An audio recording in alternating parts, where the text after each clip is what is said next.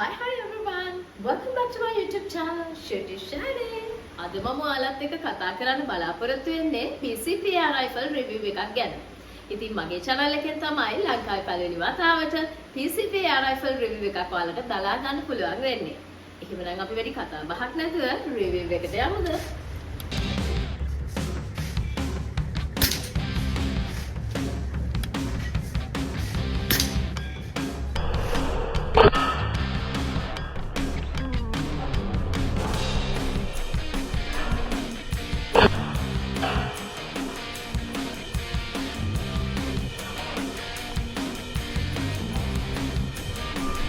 මේ තියෙන්නේ FX Royal 400 PCP air rifle එක. මේකේ කැලිබර් එක ගැන කතා කළොත් මේකට තියෙන්නේ 0.22 එහෙම නැත්නම් 5.5 කැලිබර් එකක්. ඉතින් මම මේ PCP air rifle එකේ ක්‍රියාකාරීත්වය ගැන මෙහිදී කතා කරන්න බලාපොරොත්තු වෙන්නේ නැහැ. ඒකට හේතුව මම මගේ introduction video එකේදී ඔයාලට ටිකක් පැහැදිලිව කියලා දුන්නා PCP air rifle එකක ක්‍රියාකාරීත්වය සිද්ධ වෙන්නේ කොහොමද කියලා. ඉතින් ඔයාලට පුළුවන් මගේ introduction video එකට ගිහිල්ලා ඒ වීඩියෝ එක බලලා ඊට පස්සේ නැවතත් අපේ මේ එපිසෝඩ් එකත් එක්ක එකතු වෙන්න. ඉතින් ඔයාලගේ පහසුවට මම මගේ ඉන්ට්‍රොඩක්ෂන් වීඩියෝ එකේ ලින්ක් එක ඔයාලට කමෙන්ට් සෙක්ෂන් එකේ සඳහන් කරන්නම්. ඉතින් අපි මේ රයිෆල් එකේ බැරල් එක ගැන කතා කරමු. මේ රයිෆල් එකේ බැරල් එක ගැන මම කිව්වොත් 500mm smooth twist match grade rifle barrel එකක් තමයි manufacturer design කරලා තියෙන්නේ. අනික air rifle barrels වලට සාපේක්ෂව මේ smooth twist බැරල් එකේ වෙනසක් තියෙනවා. ඒ වෙනස තමයි මෙතෙක් මැනුෆැක්චරර්ස්ලා නොකරපු විදිහේ වෙනස්කම FX ලා තමයි මේක මුලට හඳුන්වලා දීලා තියෙන්නේ. ඒ වගේම දැන් ඔයාලා දන්නවා ලොතරවල්ත බැරල් එකක් ගත්තොත් ඒ බැරල් එකේ රයිෆලින් ග්‍රූව්ස් මුල ඉඳන්ම අග දක්වාම දකින්න පුළුවන්. නමුත් ස්මූත් ට්විස් බැරල් එකක රයිෆලින් ග්‍රූව්ස් පිහිටන්නේ බැරල් එන්ඩ් එකේ විතරයි. ඒ කියන්නේ දැන් මම මෙතන පෙන්නුවා මේ ප්‍රමාණය බලා ගන්න. මේ අඟලක අඟල් දෙකක වගේ ප්‍රමාණයක තමයි ග්‍රූව්ස් වලට දකින්න ලැබෙන්නේ. ඒ වගේම මේ බැරල් එකේ ඉතිරි සියල්ලම මේ ස්මූත් බෝ එකක් තමයි තියෙන්නේ. මෙයාලා මේ විදිහට ස්මූත් ට්විස් කියලා බැරල් එකක් නිර්මාණය කිරීමෙන් බලාපොරොත්තු වෙන්නේ මැක්සිමම් පර්ෆෝමන්ස් එකක් ගන්න කියලා තමයි එයාලා නම් කියන්නේ. මොකද බැරල් එකේ මුල ඉඳන්ම රයිෆලින් ග්‍රූව්ස් තියෙනකොට මැක්සිමම් පවර් එක පෙලට් එකට ගන්න බෑ. මොකද ග්‍රූව්ස් නිසා ෆ්‍රික්ෂන් එක වැඩි වෙන නිසා ස්ටාර්ට් එකට ස්මූත් බෝ එකක් තියෙනකොට මැක්සිමම් පර්ෆෝමන්ස් එක ගන්න පුළුවන්. පෙලට් එකට උඩරිම පවර් එකක් අරන් බැරල් එන්ඩ් එකේදී ට්විස්ට් කරන එක තමයි මේ රයිෆල් එකේ තියෙන විශේෂත්වය. ඇත්තටම මට මගේ ඉන්ට්‍රොඩක්ෂන් වීඩියෝ එකේදී ඔයාලත් එක්ක PCP air rifle වල regulated සහ non regulated ගැන කතා කරන්න බැරි වුණා. නමුත් මම දැන් මෙහිදී ඒ පිළිබඳව කතා කරනවා. ඇත්තටම අපි මේ air rifle එක ගත්තොත් මේක regulated air rifle එකක්. regulated air rifle එකකින් සිද්ධ වෙන්නේ ඇත්තෙන්ම මේ main cylinder එකේ තියෙන වායුව එකම පීඩනයකින් මේ chamber එක තුළට මුදා හැරීම සඳහා regulator එකක් insert කරලා තිබීමයි. මේ regulator එක නිසා එකම FPS අගයකින් වෙඩි තැබීමේ හැකියාව ඔයාලට ලැබෙනවා. ඒ වගේම manufacturer මේ regulator pressure එක විදියට මේ air rifle එකේ bar 140ක් සඳහන් කරලා තියෙනවා. ඒ වගේම ගත්තොත් මේ regulator එක අපිට adjust කරන්නත් පුළුවන්. මේකේ වාසි ගැන කතා කරොත් මම මුලින් කිව්වා වගේ එකම FPS අගයකින් ඔයාලට වෙඩි තැබීමේ හැකියාව ලැබෙනවා. ඒ වගේම තමයි හොඳ accuracy එකක් ලැබෙනවා. ඒ වගේම තමයි shot count එක වැඩි කරගන්න පුළුවන් වෙනවා. අපි දැන් non regulated air rifles ගැන කතා කරනකොට ඇත්තටම non regulated air rifle එකක සිද්ධ වෙන්නේ මේ main cylinder එකේ තියෙන වායුව ඒ ආකාරයෙන් chamber එකට මුදා හරිනවා. එතකොට මේ cylinder එකේ තියෙන pressure එක අඩු වෙනකොට shot එකේ තියෙන power එකත් ඊට සාපේක්ෂව අඩු වෙනවා. දැන් ඇත්තටම දැන් ඔයාලා කල්පනා කරන්න ඇති මේක පාලනය වෙන්නේ කොහොමද කියලා. ඇත්තටම මේක පාලනය වෙන්නේ හැමර් ස්ප්‍රින් එකේ ඇඩ්ජස්ට්මන්ට් එක මත තමයි. ඒ කියන්නේ අපි හැමර් ස්ප්‍රින් එකේ ඇඩ්ජස්ට්මන්ට් එකට දෙන ටෙන්ෂන් එක අඩු වැඩි කරනකොට මේකේ අවුට්ලට් වෑල්ව් එක ඕපන් වෙන ප්‍රමාණය වෙනස් වෙනවා. ඒ කියන්නේ ඒක අඩු වැඩි වෙනවා. දැන් ඇත්තටම මේකෙදි මම දකින්නේ ටිකක් අවාසි තමයි. ඒ කියන්නේ accuracy එක අඩු වෙනවා, ඒකෙදි drop එක වැඩි වෙනවා, එතකොට shot count එක අඩු වෙනවා. මෙන්න මේ වගේ දේවල් මේ non regulated එකේදී සිද්ධ වෙනවා. දැන් මේ PCP air rifle එකේ අපි සිලින්ඩර් එක ගැන කතා කරොත් ඇත්තටම මේකට තියෙන්නේ ඔයගොල්ලෝ බලන්න මේ 400cc bottle version aluminium cylinder එකක් මේකට තියෙන්නේ. දැන් ඇත්තටම FX ලා මේ ඇලුමිනියම් version bottle එක අලුත් air rifles වලට ඉන්නේ නැහැ යාළුවගේ. ඒකට හේතුව ඒගොල්ලෝ අලුතෙන් හදන්නේ සිලින්ඩර්ස් ඔක්කොම carbon fiber වලින්. ඒගොල්ලෝ එහෙම හදන්න හේතුව විදිහට යාළුවා සඳහන් කරලා තියෙන්නේ weight එක අඩු කරගන්න ඕනේ කියන එක. ඇත්තටම දැන් මේ PCP air rifle එක ගත්තොත් මේක manufacture year එක 2010 වල. ඉතින් ඒකයි මම කිව්වේ මේ විදිහට නෙමෙයි දැන් අලුතෙන් එන PCP air rifles වල සිලින්ඩර් එක එන්නේ කියලා. අපි මේ PCP air rifle එකේ noise එක ගැන කතා කරොත් මේකේ noise එක අඩු කර ගැනීම සඳහා muzzle shroud එකක් බලා ගන්න පුළුවන් ඔයාලට ඇත්තටම. කියන්නේ ඔයාලා දැන් ෆීල්ඩ් එකට ගියාම ඔයාලට පුළුවන් අනිත් PCP rifle වලට වඩා මේකේ noise එක ගොඩක් අඩුයි කියන එක මේ experience කරන්න. දැන් ඔයාලට පේන ඇති මේකේ recoil pad එක. ඇත්තටම මේ recoil pad එක adjust කරන්න පුළුවන් විදිහට හදලා තියෙන්නේ. ඒ වගේම අපි එතනින් එහාට ගියාම මේ cheek rest එක ගත්තොත් ඒක වමත් දකුණක්ද කියලා නැහැ. ඕන කෙනෙක්ට shoot කරන්න පුළුවන් වෙන විදිහට තමයි යාලා මේ cheek rest එක හදලා තියෙන්නේ. දැන් මේ සම්පූර්ණ wooden stock එක දිහා බැලුවොත් ඔයාලට බලා ගන්න පුළුවන්. මේක walnut wooden pistol grip thumb hole stock එකක් තියෙන air rifle එකක්. මේ තියෙන්නේ මේ ඇඩ්ජස්ටර් එකෙන් ඇත්තටම පවර් එක අඩු වැඩි කරගන්න පුළුවන්. මේකේ මාකින්ස් 3ක් තියෙනවා. මෙතන 1 2 3 කියලා ඔයාලට පේනවා ඇති. මේ ඩොට්ස් 3ක් මේ පෙන්නලා තියෙනවා 1 2 3 කියලා. ඇත්තටම මේකේ ඩොට්ස් 3ෙන් ෆුල්ම පවර් එක ගන්නත් පුළුවන්. ඒ වගේම ඩොට් එකෙන් ලෝවස්ම පවර් එක ගන්නත් පුළුවන්. ඒ තමයි ඩොට්ස් 3 තියෙන තැන. ඔයාලට දැන් දැක ගන්න පුළුවන් මේකේ තියෙන side lever cocking system එකක් ඇත්තටම. මේකෙන් තමයි load කරන්නේ. වැඩි ආයාසයක් අවශ්‍ය වෙන්නේ නැහැ. ඇත්තටම හරිම smooth cocking system එකක් තමයි මේකේ තියෙන්නේ. ඇත්තටම මේකේ safety එක ගැන කතා කරොත් ඔයාලට manual safety එකක් දැක ගන්න පුළුවන්. මේ safety එක on කරන්න පුළුවන් වෙන්නේ load කරාට පස්සේ පමණයි. මම shoot කරන වෙලාවට ඔයාලට මේක මම on කරලා පෙන්නන්නම්. ඔයාලා මේ දකින්නේ මේ ගන් එකට එන මැගසින් එක. මේකට එන්නේ 12 shot මැගසින් එකක්. මේකට pellets 12ක් load කරන්න පුළුවන්. අපි දැන් බලමු කොහොමද මේකට මේ pellets ඔක්කොම load කරන්නේ කියලා. දැන් අපි මේ මැගසින් එකට pellets load කරන්න හදන්නේ.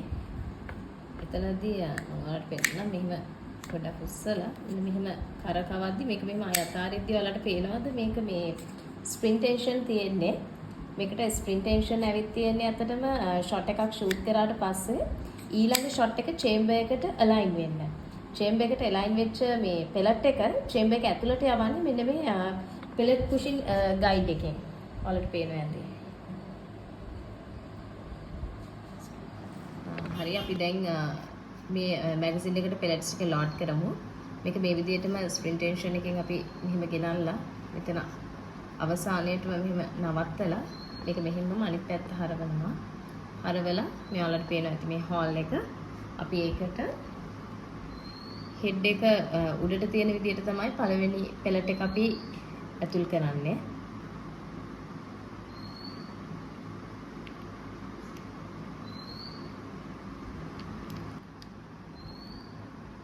මේ විදිහට හොඳට ඇතුළටම ඒක යොමු කරගන්නවා.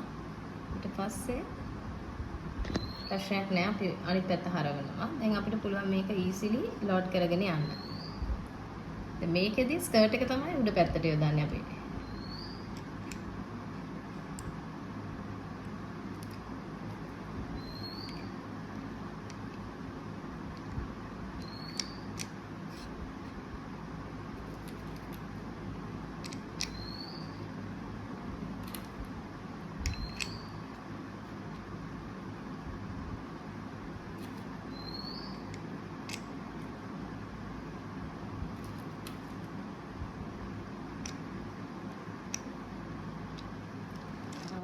safety wise magazine එක දාන හැටි මම දැන් ඔයාලට පෙන්නන්නේ නෑ මෙතනදී. මම field එකට ගියාම ඔයාලට පෙන්නන්න කොහොමද මේක දාන්නේ කියලා. දැන් ඔයාලට දැක ගන්න පුළුවන් අපිට scope එක mount කිරීම සඳහා 11mm dovetail rail එකක් තියෙනවා. මේකට ඇත්තටම open sides එන්නේ නැහැ. scope එකක් mount කිරීම අනිවාර්යයි. ඒ වගේම තමයි single piece mount එකක් fix කරන්නත් බෑ. ඒකට හේතුව තමයි මෙන්න මේ මේ ගැප් එක අතර අපි මැගසින් එක ෆික්ස් කරන්න ඕනේ. ඒ වගේම මම තව දෙයක් ඔයාලට සඳහන් කරන්න ඕනේ මේ PCP රයිෆල් 0 recoil නිසා Magnum rated scope අවශ්‍ය වෙන්නේ නැහැ. මේකට අපි සවි කරලා තියෙන්නේ Hawk Vantage 4-12x40 AO scope එකක් සහ 2 piece mounts. මේ රයිෆල් එකේ ට්‍රිගර් එක ගැන කතා කරොත් ඇත්තටම මේක 2 stage adjustable match grade smooth trigger එකක් තමයි මේ රයිෆල් එකට ඇවිල්ලා තියෙන්නේ.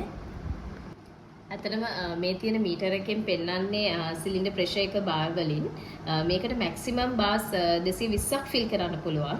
ඒ වගේම මේ මෙතනින් ඔයාලට මේ පෙන්වුම් කරන්නේ සිලින්ඩර් එකට එයා එක ෆිල් කරන පෝට් එක. මම මේ එයා එක ෆිල් කරන ආකාරය පෙන්වන පොඩි වීඩියෝ එකක් ඔයාලට මේකට ඇටච් කරන්න. මේ ඔබ දකින්නේ PCP එයා රයිෆල් එකට එයා ෆිල් කරන ආකාරයයි. ඔබට දැක ගන්න පුළුවන් බාර් 150 සිට බාර් 220 දක්වා ෆිල් වුණ ආකාරය. දැන් ඔබ දකින්නේ ප්‍රෙෂර් ඇඩැප්ටර් එක අපි ගලවන්න කලින් මෙන්න මේ ආකාරයට තමයි අපි ප්‍රෙෂර් එක ඉස්සෙල්ලාම රිලීස් කරගන්නේ.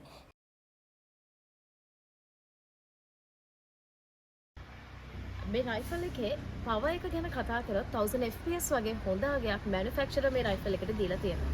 ඒ වගේම මේක එනර්ජි එක ගැන කතා කරොත් 48 joules වගේ ඒත් හොඳ අගයක් මැනුෆැක්චරර් මේ රයිෆල් එකට දීලා තියෙනවා.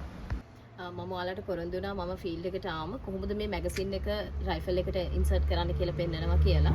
ඉතින් දැන් මම පෙන්නනවා කොහොමද ඒක කරන්නේ කියලා. මුලින්ම අපි ලෝඩ් කරනවා.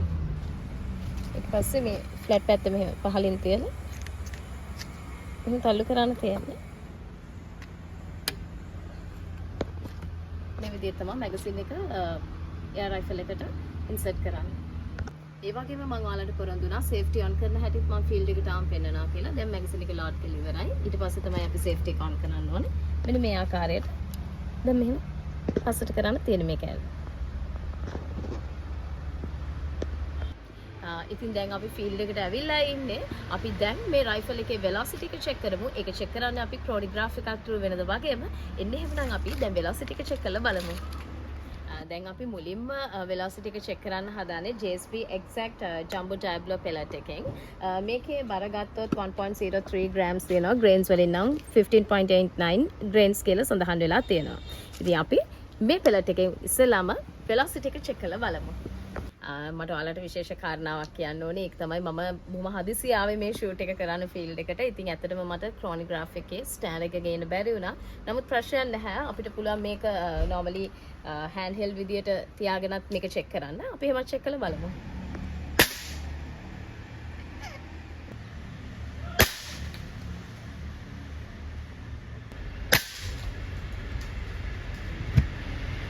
දෙවෙනියට අපි චෙක් කරන්න යන්නේ JSB Exact Jumbo Heavy Diablo pellet වලින්. ඉතින් අතරම මේකේ බර ගැන අපි සඳහන් කරොත් එයාලා සඳහන් කරලා තියෙනවා 1.17 grams එහෙම නැත්නම් grains වලින් කිව්වොත් 18.13 grains කියලා. ඉතින් අපි මේ pellet එකෙනුත් චෙක් කරලා බලමු velocity එක කොහොමද කියලා.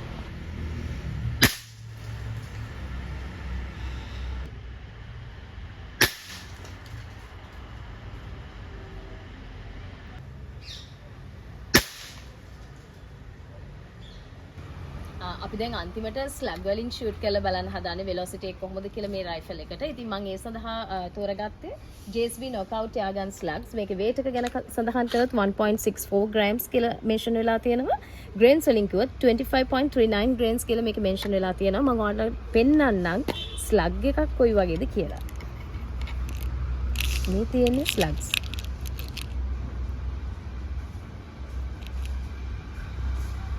ඇත්තටම මට ඔයාලට පෙන්වන්න බැරි වුණා 1 by 1 කොහොමද ස්ලග් එකක් පෙලට් එකක් මේකට ඉන්සර්ට් කරන්නේ කියලා. ඇත්තට මේක කරන්නේ මෙහෙමයි.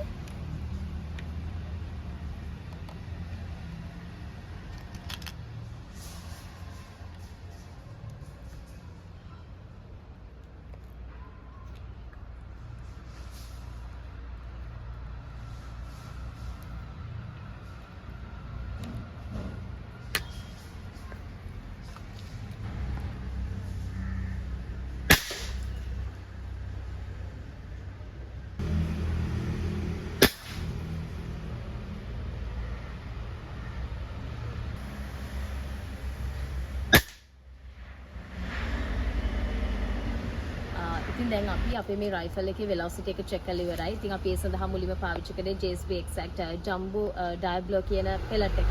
ඒදී අපිට මුලින්ම 1053ක් ඊට පස්සේ 1046ක් ඊට පස්සේ 1033ක් වගේ velocity එකක් ලැබුණා. දෙවෙනියට අපි use කරේ JSB Exact Jumbo Heavy Diablo කියන pellet එක. එහිදී අපිට 993ක් ආපහු 993ක් ඊට පස්සේ 988ක් වගේ velocity එකක් ලැබුණා. අවසානයේදී අපි slug එක use කරා. ඒ සඳහා අපි පාවිච්චි කරේ JSB Knockout slug එක. එහිදී අපිට 877ක් 857ක් 857ක් වගේ velocity එකක් ලැබුණා. ඉතින් මට හිතෙනවා ඔයාලට හොඳින් අවබෝධ වෙන්න ඇති කියලා. අපි මේ රයිෆල් එකට use කරපු pellet එකේ weight එක අනුව තමයි හැම වෙලාවකදීම velocity එක තීරණය වෙන්නේ. ඉතින් මේ කරපු ටෙස්ට් එකෙන් ඔයාලට මේ PCP රයිෆල් එකේ velocity එක පිළිබඳ හොඳ අවබෝධයක් ලැබෙන්න ඇති කියලා මම විශ්වාස කරනවා. අපි දැන් මේ රයිෆල් එකේ accuracy එක check කරන්න හදන්නේ. ඒකට අපි වෙනද වගේම target sheet එකක් අරන් තියෙනවා. ඔයාලට පේනවා ඇති අපි අපේ target sheet එක යාර 25ක් ඈතින් තියලා තියෙන්නේ. ඉතින් අපි 5 shot grouping test එකක් කරලා මේ රයිෆල් එකේ accuracy එක කොහොමද කියලා check කරලා බලමු.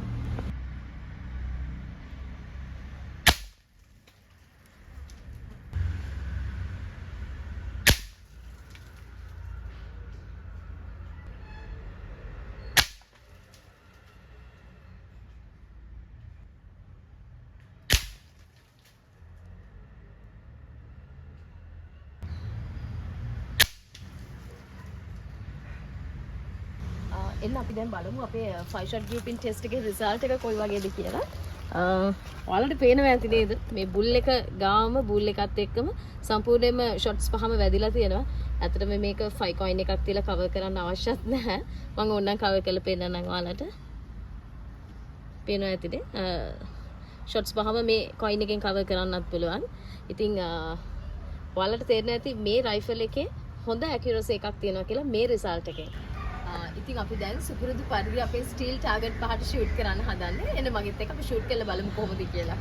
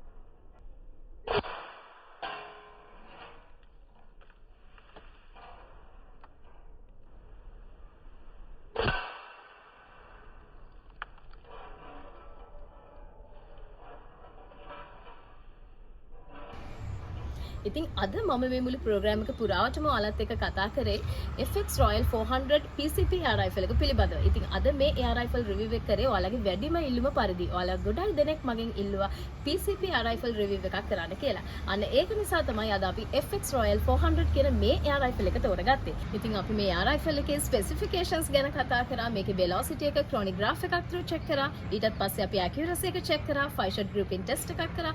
අන්තිමටම අපි සුපුරුදු පරිදි steel target පහකට ෂූට් කරලා බැලුවා. ඉතින් මේ වගේ කරුණු ගණනාවක් අද මම මගේ මුළු ප්‍රෝග්‍රෑම් එක පුරාවටම ඔයාලට ඉදිරිපත් කරා. ඉතින් මම මේ ඉදිරිපත් කරපු කරුණු වලදී ඔයාලට යම් කිසි ගැටලුවක් ඇති වුණා නම් ඔයාලට පුළුවන් වෙනද වගේම අපේ කමෙන්ට් සෙක්ෂන් එක සුපුරුදු පරිදි ඔයාලට විවෘත වෙලා තියෙනවා. එහි ඔබේ ගැටලුව ඉදිරිපත් කරන්න. අනේ එහෙම වුණොත් මට පුළුවන් ඔයගලන් ගැටලු වලට පිළිතුරු සපයන්න. ඉතින් මම මේ කියලා දීපු කරුණු ඔයාලට ගොඩක් වැදගත් වුණා නම් ඔයාලටත් පුළුවන් මට සපෝට් එකක් දෙන්න මගේ channel එක like කරලා, share කරලා, subscribe කරලා මතක් කරලා bell icon එක click කරන්න. අනේ එහෙම වුණොත් මම වීඩියෝ එකක් දාපු සැනින් ඒ වීඩියෝ එක ඔයාලා ළඟටම ගෙන්න ගන්න පුළුවන් වෙයි. එහෙමනම් next episode එකෙන් හමු වෙනතුරු අදට මම ඔයාලගෙන් සමුගෙන යනවා. ඔයාලා හැමෝටම සුබ දවසක් ගිහින් එන්නම්. මේ ෂර්ට් එක shine.